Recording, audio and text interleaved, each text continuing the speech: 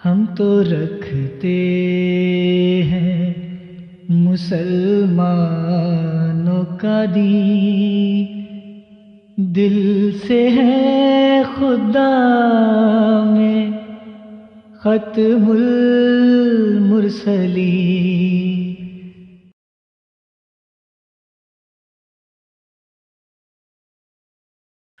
محترم عامر نذیر صاحب، السلام علیکم ورحمۃ اللہ وبرکاتہ۔ وعلیکم السلام ورحمۃ اللہ وبرکاتہ۔ جی جناب، کیا سوال ہے آپ کا؟ جی یہی سب میں 3-4 باتیں کرنی ہیں، میں نے لکھی بھی ہوئی ہیں، میں نے، اگر آپ ٹائم دیں گے تو جی آپ کی فرمائیں۔ گفتگو کے دوران۔ ایک تو جو زاہد بھائی نے بات کی ہے، آپ نے کہا ان کے جواب میں، ظاہر ہے وہ چلے گئے ہوں گے، آپ نے کہا کہ جمبا صاحب کی آپ اس طرح مخالفت نہیں کرتے جس طرح آپ ہماری مخالفت کرتے ہیں یا مرزا صاحب کی مخالفت کرتے ہیں۔ دوسرے لفظوں میں یہ کہہ لیں کہ ہم نے آپ کو مسلمان ماننے سے انکار کر دیا، غیر مسلم قرار دے دیا، کافر قرار دے دیا۔ آپ جمبا صاحب کو کیا مانتے ہیں؟ میرا سوال یہ ہے کہ آپ جمبا صاحب کو وہی مانتے ہیں جو آپ خود ہیں، یعنی آپ خود کو احمدی کہتے ہیں، بلکہ احمدی مسلمان کہتے ہیں۔ جی مجھے آپ نے ایک تو یہ جواب دینا ہے کہ آپ جمبا صاحب کو احمدی مانتے ہیں یا احمدی مسلمان مانتے ہیں؟ جی ٹھیک، ایک تو سوال یہ ہے۔ ٹھیک۔ دوسرا میں نے ایک یہ کمنٹ کرنا تھا کہ آپ نے جو کیا ہے پروگرام اس موضوع پر کہ جو مخالفین کا رویہ ہوتا ہے وہ ایک جیسا ہوتا ہے، جیسے سلیم میر صاحب نے دہرا کے بات کہی ہے کہ نہیں، ہماری سٹریم کا جو موضوع ہے وہ یہ ہے کہ مخالفین کا رویہ ایک جیسا ہوتا ہے۔ کیا مخالفین کا رویہ اگر ایک جیسا ہو تو مدعیان کو وہ موافق بنا دیتا ہے؟ کیا یہ دلیل ہے کہ مدعیان نبوت سارے ایک جیسے ہو جائیں گے اگر ان کے مخالفین کا رویہ ایک جیسا ہوگا؟ جی تیسری بات، وہ جو سلیم میر صاحب نے کہی، میرا نام بھی لے کے، ان کی محبت ہے کہ وہ یاد رکھتے ہیں، یہ جو زنا کا الزام کہہ رہے تھے نا، غیروں نے لگایا، خط لکھا، نامعلوم خط تھا۔ نہیں، میں اگر آپ چاہیں گے معلوم لوگوں کا خط پیش کروں گا، معلوم لوگوں کا حوالہ پیش کروں گا، بلکہ مباین کا خط پیش کروں گا۔ یہ آپ کی ٹرمنالوجی ہے نا خاص، جنہوں نے آپ کے ہاتھ پر بیعت کی تھی انہوں نے آپ پر زنا کا الزام لگایا ہے۔ نبی علیہ الصلوۃ والسلام کے گھر کی مثال دینا اس لیے مناسب نہیں ہے، انہوں نے چھپ کے الزام لگایا، منافقوں نے۔ سامنے آ کے کسی نے مباحثے کا مطالبہ تو نہیں کیا، سامنے آ کر کسی نے یہ تو نہیں کہا کہ ہمارے ساتھ سچ جھوٹ نہ کھیڑو، نہیں، چھپے ہوئے تھے دشمن۔ مرزا صاحب پر اور ان کے بیٹے پر، دونوں پر الزام لگانے والے ان کے ہاتھ پر بیعت کرنے والے تھے۔ اور صرف یہی نہیں کہ وہ الزام لگاتے تھے، بلکہ وہ مرزا صاحب کے بیٹے کو کہتے تھے کہ آپ کے والد صاحب کے فتوے کے مطابق آپ کا ہم سے مباہلہ بنتا ہے، آئیں باہر نکلیں، ہمارے ساتھ اس بات پر مباہلہ کریں۔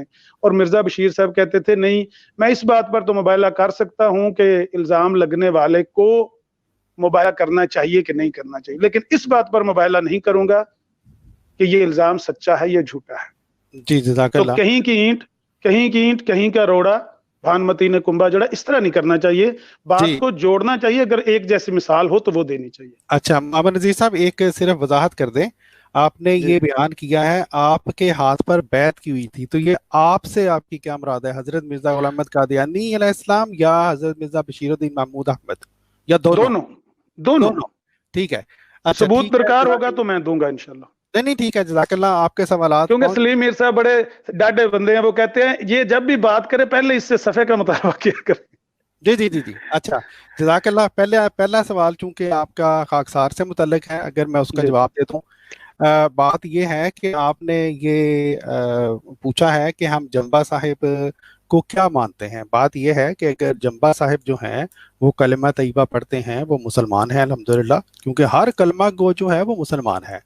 جمبا صاحب یہ خود کہتے ہیں کہ وہ حضرت مرزا غلام احمد قادیانی علیہ السلام کو نبی مانتے ہیں، تو ظاہر ہے وہ اگر اپنے آپ کو وہ کہتے ہیں کہ وہ احمدی مسلمان ہے، تو وہ ہمارا کوئی حق نہیں کہ ہم ان کو کہیں کہ جی وہ احمدی مسلمان نہیں ہے۔ ہاں، ہم ان کو گمراہ سمجھتے ہیں، بعض باتوں میں وہ خدا نہ خواستہ جو ہے وہ گمراہ ہو گئے ہیں، تو اس لیے جو جمبا صاحب ہیں ان کو ہم مسلمان بھی مانتے ہیں۔ وہ چونکہ خود اپنے آپ کو احمدی مسلمان کہتے ہیں، ہمارا کوئی حق نہیں ہے کہ ہم کہیں کہ وہ احمدی مسلمان نہیں ہیں۔ ہاں، چونکہ انہوں نے جس طرح میں نے کہا بعض باتوں میں اختلاف کیا ہے، اس میں ہمارے نزدیک وہ گمراہ ہو گئے ہیں۔ ٹھیک ہے جی، یہ تھا پہلے سوال کا جواب۔ مجھے امید ہے آپ کو اس پہ تسلی ہوگی. دوسرا آپ نے یہ پوچھا کہ جو مخالفین کا رویہ ہے کیا وہ مدعیان نبوت کو وہ موافق بنا دیتا ہے؟ تو اس بارے میں اگر کوئی دوست محترم عامر نذیر صاحب کو جو ہے وہ بتلانا چاہیں تو ضرور. جی میں مختصراً تھوڑا سا کلام کروں گا ان کے 3-4 پوائنٹ پر، پھر ہمارے دوست جو دوست رہے ہیں مبارک احمد صاحب اور جری اللہ صاحب وہ بھی اپنا جواب ضرور دیں گے. جو جنبا صاحب والی بات کا تو آپ نے جواب دے دیا کہ وہ کیا ہے. اچھا آگے ہے جی مخالفین کا رویہ ایک جیسا ہو تو مدعی کیا ایک جیسے ہو جاتے ہیں. تو جو مخالفین کا رویہ ایک جیسا ہو تو مدعی ایک جیسے ہوتے ہیں کہ نہیں، یہ قرآن کریم نے بتلایا ہے. قرآن کریم جب ایک بات کو پیش کرتا ہے تو اس میں ضرور کوئی حکمت ہوتی ہے. خدا تعالیٰ کا کلام فضول تو نہیں ہو سکتا. تو خود خدا تعالیٰ اس طریقہ کار کو پیش کرتا ہے. جب اللہ تعالیٰ رسول کریم صلی اللہ علیہ وسلم کو فرماتا ہے کہ جو تمہارے ساتھ رویہ رکھا جا رہا ہے یہ کوئی نئی بات نہیں، یا تمہیں جو کہا جا رہا ہے یہ کوئی نئی بات نہیں، تم سے پہلے بھی جو میں نے سچے رسول بھیجے ہیں ان کے ساتھ بھی مخالفین کا یہی رویہ تھا. تو اگر تو یہ بالکل فضول دلیل ہے، اس کی کوئی بنیاد نہیں، اس سے کچھ ثابت نہیں ہوتا، تو یہ آپ الزام اللہ تعالیٰ پر لگا رہے ہیں، ہم پر نہیں لگا رہے. ہم اسی بات کی وضاحت پیش کر رہے ہیں. تو دوسرا آپ نے کہا جی زنا کا الزام ایک نامعلوم بندے نے اگر لگایا تو میں تو بندے پیش کروں گا. اچھا پہلے آپ نے اس بات کی وضاحت نہیں کی کہ وہ لوگ جو نامعلوم بندوں کے الزام کو پیش کر کے اور اس کو پھر اس کی بنیاد پر وہ جو آپ بات پیش کر رہے ہیں وہ آپ الگ پیش کر رہے ہیں. میں نے جو بات پیش کی ہے میں آپ کو ویڈیوز دکھا سکتا ہوں جس میں اسی الزام کو پیش کیا گیا ہے اور اس کی بنیاد پر معاذ اللہ استغفر اللہ کہا گیا کہ مرزا صاحب تو زانی تھے. تو اگر وہی بات ان لوگوں کے لیے وہ پیغام ہے جو اس طرح کہتے ہیں، اگر آپ نہیں کہتے تو وہ آپ پر نہیں ہے، کیونکہ آپ اکیلے تو اس پروگرام کو نہیں دیکھتے نا. ہم تو ایک مجموعی جو ہے وہ تاثر پیش کرتے ہیں جو ہم دیکھتے ہیں پریکٹیکلی زندگی میں. ابھی بھی وہ ویڈیوز لائیو یوٹیوب کے چینلوں کے اوپر پڑی ہوئی ہے جس میں اس خط کو بنیاد بنا کر جو ایک نامعلوم بندے کا تھا اور جس نے بغیر کسی دلیل اور ثبوت کے ایک الزام لگایا، بہتان لگایا، اس بہتان کو بنیاد بنا کر کہا جاتا ہے کہ مرزا غلام احمد قادیانی علیہ الصلوۃ والسلام معاذ اللہ زانی. تو اس کا جواب دیا گیا ہے کہ الزام اور بہتانات تو حضرت عائشہ رضی اللہ تعالیٰ عنہ پر لگے، نبی کریم صلی اللہ علیہ وسلم پر لگے، بے شمار انبیاء، حضرت لوط علیہ الصلوۃ والسلام کے واقعات، حضرت داؤد کے واقعات جو ہیں بائبل میں لکھے ہوئے ہیں، بے شمار ہستیوں پر لگے ہیں. تو صرف الزام یا بہتان لگانے سے اگر کوئی معاذ اللہ زانی بن جاتا ہے تو پھر ان کے اصول کے مطابق یہ ساری ہستیاں ان کے نام لکھ لے، ان کے اصول کے مطابق یہ سب بھی ویسے ہی ہے. اب آئی بات وہ جو آپ کر رہے ہیں کہ جی وہ جو الزام میں ایسے بندے کا دکھاؤں گا کہ جو تو ان کی بیعت انہوں نے کی ہوئی تھی، تو جب الزام لگایا تھا تو وہ بیعت سے باہر تھے، بیعت کے اندر نہیں تھے. دوسری بات یہ ہے آپ نے کہا جی آپ کو پتا ہے کہ جو حضرت عائشہ رضی اللہ تعالیٰ عنہ پر الزام لگانے والے تھے وہ کوئی روم سے یا وہ کوئی جرمنی سے وہاں نہیں گئے تھے، وہ رسول اللہ علیہ وسلم کے صحابی تھے. جی ٹھیک ہے جناب، ان کے فہرست جو ہے وہ موجود ہے، اگر آپ کہیں گے شاید آپ کی نظر سے نہ گزری ہو وہ میں آپ کو پیش کر دوں گا. وہ بیعت نہیں، وہ خود مسلمان تھے، ان کا دعویٰ تھا کہ ہم مسلمان ہیں اور خود بعض صحابہ کے بھی نام اس میں آتے ہیں جس کو ٹیکنیکلی آپ صحابہ کہتے ہیں. اور وہ آپ نے کہا جی وہ تو نامعلوم بندے تھے جنہوں نے حضرت عائشہ رضی اللہ تعالیٰ عنہ پر الزام لگایا. تو شاید آپ کا مطالعہ ٹھیک نہیں ہے یا آپ کو کسی نے غلط اطلاع پہنچائی ہے. وہ سارے معلوم بندے تھے جو الزام لگا رہے تھے، ان کو معلوم تھا، ان کے نام تاریخ میں موجود ہے. اچھا آپ نے کہا وہی بات کہ مخالفین نے آپ نے کہا کہیں کی اینٹ کہیں کا روڑا، تو یہ مثال بالکل لا یعنی ہے جہاں کہیں کی اینٹ کہیں کا روڑا. یہ آپ نے شاید مثال کا آپ کو پتہ ہی نہیں کہ اس کا مطلب کیا ہوتا ہے، اس لیے جو آپ کے ذہن میں آیا آپ بول گئے. تو میری طرف سے یہ مختصراً جواب آپ لے لیں. ابھی باقی دوست جو ہے جری اللہ بھائی یا مبارک احمد صاحب کچھ کہنا چاہیں تو وہ کہہ لیں. جی السلام علیکم ڈاکٹر صاحب، بات کرنا چاہتا ہوں. مبارک بھائی صرف ایک جی جی جی جی جی جی جی جی جزاک اللہ. اچھا عامر نذیر صاحب یہاں پہ اعتراض یہ کرتے ہیں کہ جو خلیفۃ مسیح ثانی پر جو اعتراض ہوا وہ اعتراض جب ان کو جواب دیتے ہیں کہ ایسے الزامات تو حضرت یوسف علیہ الصلوۃ والسلام پہ اور حضرت عائشہ رضی اللہ تعالیٰ عنہ پر بھی لگتے ہیں. تو اس ضمن میں یہ لاہوریوں کے ہی عبد الرحمان مصری اور عبد الکریم مصری کے ایک لمبا پرچہ سینڈ کرتے ہیں کہ دیکھیں جی وہ تو اس کا جواب دیتے ہیں کہ جی حضرت عائشہ رضی اللہ تعالیٰ عنہ پر جو الزام لگا تو اس کی تو الہامی بریت نازل ہوئی. تو وہ تو مبالغے کی کوئی بات نہیں تھی، نہ کسی نے کوئی مبالغے کے چیلنج دیا. یہاں پہ جناب سینہ کے اوپر کھڑے ہو کے مبالغے کے چیلنج دیتے رہے. تو آپ کے خلیفہ صاحب یا آپ کی جماعت سے کسی بندے نے مبالغے کے چیلنج کو قبول کیوں نہ کیا؟ تو میں اسی بات کے یہاں پہ جواب دیتا ہوں، چونکہ یہ بڑا اچھا ہوگا کہ انہوں نے لائیو سوال کر دیا. انہوں نے ان باکس میں کیا تھا، لیکن وہ گروپ میں کیا تھا، میں نے وہاں پہ جواب دینا مناسب نہیں سمجھا. میں نے کہا یہ بات یہیں کی یہیں رہ جائے گی. تو لائیو چونکہ کبھی بات ہوگی تو انشاءاللہ لائیو جواب دوں گا. تو سب سے پہلی بات تو یہ ہے کہ خلیفۃ مسیح ثانی رضی اللہ تعالیٰ عنہ نے اس بات کی وضاحت کی ہے کہ یہ جو وہ مبالغے کا ڈھونگ رجاتے ہیں یہ کوئی شرعی مبالغہ نہیں ہے. یعنی کہ ایک بندہ زنا کے الزام لگا رہا اور پھر الزام لگا کر یہ بھی کہہ رہا ہے کہ میں بھی آپ سے اس بات پر مبالغہ کرتا ہوں کہ آپ نے زنا کیا یا میں نے زنا کرتے ہوئے دیکھا. حضور نے اس بات کی وضاحت کی کہ ایسا یہ کوئی شرعی مبالغہ نہیں ہے. ہاں جس بندے پر الزام لگتا ہے اگر وہ کہتا ہے کہ جی میں آپ سے مبالغہ کرتا ہوں کہ میں نے ایسا نہیں کیا تو اس چیز کو شرعی کہہ سکتے ہیں. جو الزام لگا رہا ہے وہی کہ جی میں آپ سے مبالغہ کرتا ہوں تو اس کی شریعت میں کوئی جگہ نہیں ہے. اچھا اس کے بعد پھر خلیفۃ مسیح ثانی نے اس کو مطلب شرح صدر کرنے کے لیے یہ بات بیان فرمائی. حضور لکھتے ہیں یعنی مرزا بشیر محمود احمد صاحب لکھتے ہیں کہ میں اس خدا کی قسم کھا کر کہتا ہوں کہ جس کے ہاتھ میں میری جان ہے اور جس کے ہاتھ میں جزا اور سزا ہے اور ذلت و عزت ہے کہ میں اس کا مقرر کردہ خلیفہ ہوں، اور جو لوگ میرے مقابل پر کھڑے ہیں اور مجھ سے مبالغہ کا مطالبہ کرتے ہیں وہ اس کی مرضی اور اس کے قانون کے خلاف کام کر رہے ہیں. اور اگر میں اس امر میں دھوکے سے کام لیتا ہوں تو اے خدا تو اپنے نشان کے ساتھ صداقت کا اظہار فرما. اب جس شخص کو دعویٰ ہو کہ وہ اس رنگ میں میرے مقابل پر آنے میں حق بجانب ہے وہ بھی قسم کھا لے اللہ تعالیٰ خود فیصلہ کر دے گا. اب یہ مکتوبات 21 اکتوبر 1927 کا یہ جناب حوالہ ہے. اب دیکھیں مزے کی بات ہے کہ جو شخص زانی ہو وہ کبھی بھی خلیفہ نہیں ہو سکتا. اور حضرت مرزا بشیر محمود احمد صاحب رضی اللہ تعالیٰ عنہ یہ بات بیان فرما رہے ہیں کہ میں خدا کی قسم کھا کے کہہ رہا ہوں کہ میں خدا کا خلیفہ ہوں. یعنی کہ یہ جو الزام ہے اس کا بھی اسی میں جواب دے رہے ہیں کہ اگر میں خدا کا خلیفہ نہیں ہوں تو پھر ظاہر سی بات ہے جو الزام لگا رہے ہیں میں وہی ہوں. تو خدا کا خلیفہ ہونے میں اگر آپ کو لگتا ہے میں خدا کا خلیفہ تو اس بات پر مجھ سے مبالغہ کر رہو. لیکن ہم دیکھتے ہیں کہ عبد الکریم مصری اور عبد الرحمان مصری کا جو فتنہ تھا جو اس وقت مصری کے نام سے اٹھا وہ آج نہیں ملتا میں، وہ ختم ہو گیا، وہ وہیں پہ ختم ہو گیا. اچھا تو حضرت عائشہ رضی اللہ تعالیٰ عنہ کے بارے میں یہ کہتے ہیں کہ جی وہ الہامی بریت نازل ہو گئی تھی، اللہ تعالیٰ نے گواہی دے دی تھی تو اس لیے وہ جو الزام ہے وہ خود بخود ختم ہو گیا. چلیں ہم اس بات کے اس کو جواب دے دیتے ہیں کہ حضرت خلیفۃ مسیح ثانی کی بھی الہامی بریت اللہ تعالیٰ کے فضل و کرم سے نازل ہو گئی تھی. وہ کس طرح؟ حضرت مرزا بشیر مسیح موعود علیہ السلام کو یہ الہام ہوا تھا کہ انما یرید اللہ لیذھب عنکم الرجس اہل البیت ویطہرکم تطہیرا. یعنی خدا نے ارادہ کر لیا ہے کہ تمہارے اہل بیت سے ناپاکی کو دور رکھے گا اور انہیں خوب پاک قرار دے دیے. یہ دیکھیں اللہ تعالیٰ نے الہامی بریت یہ حضرت پہلے ہی بیان فرما دی ہے. آئینہ کمالات اسلام کی تحریر ہے، اس میں اللہ تعالیٰ نے الہامی طور پہ حضرت مرزا صاحب کو یہ بشارت دے دی تھی کہ اللہ تعالیٰ تمہارے اہل بیت سے ناپاکی کو دور رکھے گا. یہ الہامی بریت بھی الحمدللہ آ گئی.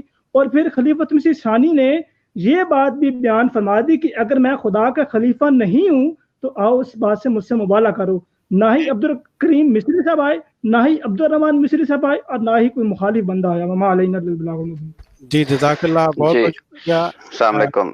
جی ڈاکٹر صاحب سب سے پہلے تو بات یہ ہے کہ انہوں نے جو ہمارا پچھلی ساری کنورسیشن ہے مجھے لگتا ہے وہ سنی نہیں، یا سنی ہے تو پھر وہی بات ہے کہ وہ آلے والا خط جو ہے وہ ایک یاد ہے اور وہی بیان کرنا ہے اور ان کے ذہن میں تھا وہ انہوں نے آ کے پڑھا ہے، پڑھ کے اور چلے گئے اور مثال جو ہے وہ الٹی جو ان کے اوپر فٹ ہوتی ہے وہاں دے کے چلے گئے. میں نے آپ کو یاد ہوگا کہ جب میں نے گفتگو کی تھی تو میں نے اس میں ایک بات بیان کی تھی کہ اللہ تعالیٰ جب کسی اپنے نبی کو کھڑا کرتا ہے، جو نبی بھیجتا ہے، تو پھر اس کو خالی نہیں چھوڑتا، اس کے ساتھ اپنی پوری تائیدات جو ہے وہ اس کے ساتھ رکھتا ہے. جی. اور مخالفین جو ہیں اسی طرح کے ہتھ کنڈے کرتے رہتے ہیں. جیسا کہ اب حضرت مسیح موعود علیہ السلام جب انہوں نے دعویٰ کیا تو ساتھ انہوں نے یہ اعلان کر دیا کہ خدا تعالیٰ نے مجھے یہ کہا ہے کہ میں تیری تبلیغ کو زمین کے کناروں تک پہنچاؤں گا. کہاں؟ ایک چھوٹا سا گاؤں، چھوٹی سی بستی اور ہزاروں مخالفین. فتوے قتل کے، مار دو، نہیں چھوڑیں گے، ہم نے اس کو کھڑا کیا ہے، ہم اس کو ماریں گے، ہم اس کو گرا دیں گے، ہم اس کی آواز باہر نہیں نکلنے دیں گے. کہاں وہ اعلان جو خدا تعالیٰ نے فرمایا کہ میں تیری تبلیغ کو زمین کے کناروں تک پہنچاؤں گا. یہ وہ اعلان تھا، یہ وہ دعویٰ تھا کہ میں خدا کی طرف سے ہوں. اور وہ دعویٰ खुदा ताला ने साबित किया और आज दुनिया देख रही है कि पूरी दुनिया में ये जितने इल्जामात लगाते हैं, जितने फतवे लगाते हैं, जितने बहतान लगाते हैं, तोहमतें लगाते हैं, उतनी जमात को खुदा ताला इज्जत, बरकत और नेमतों से नवाजता चला जाता है। ये वो चीज है जो खुदा ताला अपने अंबिया के साथ अपनी सुन्नत कायम करता चला आ रहा है और करता चला जाएगा। अब दूसरी तरफ अगर हम देखें तो हजरत यूसुफ अलैहिस्सलाम पर जो इल्जाम इसी तरह का और यही बैन ही यही इल्जाम लगा, मैं उसका हवाला इनको दे देता हूं, ये नोट कर लें। ये जामिउल बयान किताब है इनकी और उसमें सफा नंबर 203 पर लिखा हुआ है, उस जलालैन मा कमालीन, इसमें सफा 190 है कि इस औरत यानी जुलेखा, वो लिखते हैं यानी वो तशरीह करते हुए लिखते हैं कि इस औरत जुलेखा ने हजरत यूसुफ से ज़िना का इरादा किया और हजरत यूसुफ ने भी नाउज़ुबिल्लाह उसके साथ मिलान तबा और शहवत गैर इरादी गैर इख्तियारी के बायस ज़िना का इरादा किया। नाउज़ुबिल्लाह मिन ज़ालिक कुफर न कहते हैं, नकले कुफर कुफर न बाशित।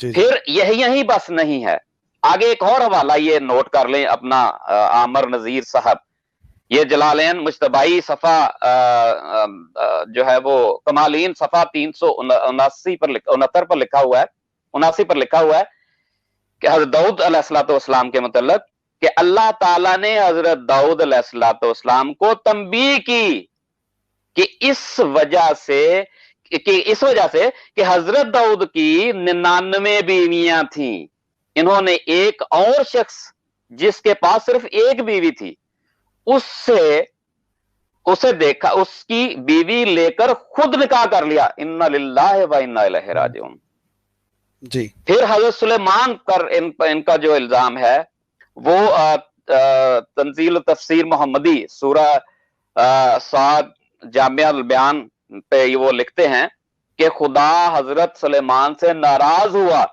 क्योंकि उन्होंने एक औरत को अपनी बीवी बना लिया जिससे आपको इश्क हो गया था, नौज़ बिल्लाह मिन ज़ालिक। ये इस कदर अभी ये बताएं कि क्या अब भी ये कहेंगे कि पहले जो इतराजात हुए हैं, ये पहले इल्जामात लगे हैं, ये उनसे बाहर हैं? जी जी। वो तो यहाँ पे इनके बड़े बुजुर्ग जो हैं अपनी किताबों में तफसीर कुरान में लिख रहे हैं सारा कुछ, तो अब ये किस बात को झुटलाएंगे?